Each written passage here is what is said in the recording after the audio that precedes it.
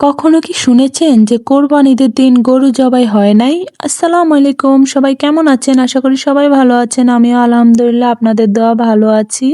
সকালবেলায় কারেন্ট চলে গেছে, তো রাত্রে আমি সবকিছু এগুলা গোছাইতেছিলাম। ময়লা হইছে অনেক, আমার বাচ্চা সব দিয়ে চক দিয়ে সব ময়লা করে রাখছে। ঈদের টাইমে যদি সব গোছানো গাছানো না থাকে তাহলে কি ভালো লাগে? তো আমি সুন্দর করে টিস্যু দিয়ে ভালো মতো মুছে নিচ্ছি, কিন্তু আমার ফার্নিচারটা একদম ময়লা করে ফেলছে আমার বাচ্চা। তারপর আমি এগুলা সবকিছু গোছায় রাখতেছি।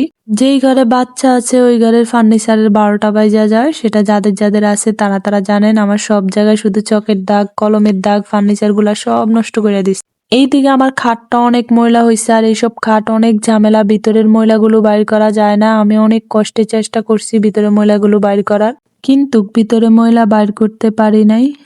এদিক দিয়ে আমার রেগুলার ওষুধ খাইতে আর ওষুধগুলার আমি সুন্দর করে গুছাইয়া রাখতেছি, সাইডের কিনারে সব সময় রাখি। এদিকে আমার ঘর অনেক ময়লা হয়েছে, ঘরটারে সুন্দর করে গোছাই নিতেছি।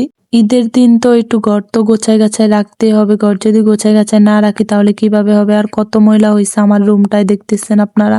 আমার ছেলে নাই তাই আমি সুন্দর করে আজকে গোছায় গাছায় রাখতে পারতেছি। যদি আমার ছেলে থাকতো একদিকে আমি গোছাইতাম, অন্যদিকে সেই সব নষ্ট করে দিত।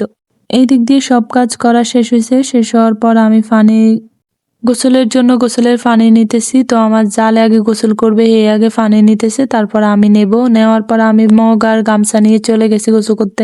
আসার পর আমি 3টা কাপড় নামাইছি, এগুলো আমি নতুন আনছি। এখন কোনটা পরবো ওটাই দিশ পাইতেছি না, যেহেতুগুলা কাপড় সবগুলোই সুন্দর, এখন আমি কোনটা পরি আপনারাই অবশ্যই দেখবেন যে আমি কোনটা পরবো। তারপর আমি এখান থেকে ব্লাউজ খুঁজে নিচ্ছি, ব্লাউজ খুঁজে নেওয়ার পর নীল ব্লাউজটা নিয়ে নিচ্ছি। এদিকে আমি আমার সাজগোজগুলা নিয়ে নিতেছি, যেগুলো আমি সবসময় সাজাই ওগুলোই আমি নিয়ে নিতেছি। এবার আমি শাড়ির সাথে ম্যাচ করে চুড়ি নিছি, যেগুলো আমি পরবো ওগুলাই চুড়ি নিতেছি। তো আমি চুড়ি সবগুলা নেওয়া শেষ। এটা আমার আংটির বাক্সা, এখান থেকে আমি আংটিগুলো পছন্দ করে নিতেছি কোনটা কোনটা পরবো। আর এদিকে আমি একটা সেট নিজে বানাইছি, ওইটাই আমি নিয়ে নিচ্ছি।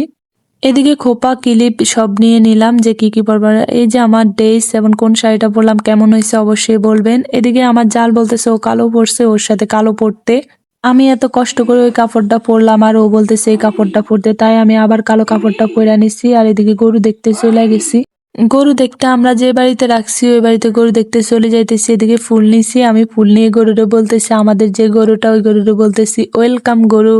আসলে আজকে আমাদের এদিকে কারেন্ট নাই, যার কারণে গরু কোরবানি দেওয়া হয় নাই। আরো কিছু ঝামেলা ছিল, যার কারণে আজকে এদিকে অনেকেই গরু কোরবানি দেওয়া হয় নাই। আজকে ঈদের দিন হয়েও আমরা গরুটা কোরবানি দিতে পারি নাই।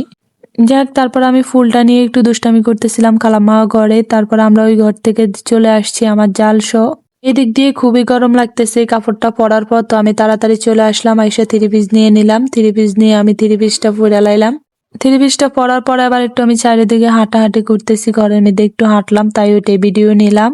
এবার আমাদের ফুরান বাড়ির যে গরুটা আছে, অন্যরা যারা গরুটা দেবে ওই গরুটা দেখলাম আমাদের কারেন্টের তার সব ছিঁড়া কিভাবে পইড়া রয়েছে ওইটা আপনারা দেখতেছেন। এগুলা ঠিক করার জন্য অনেক লোক আসছে। আজ এ পর্যন্ত, সবাই ভালো থাকবেন।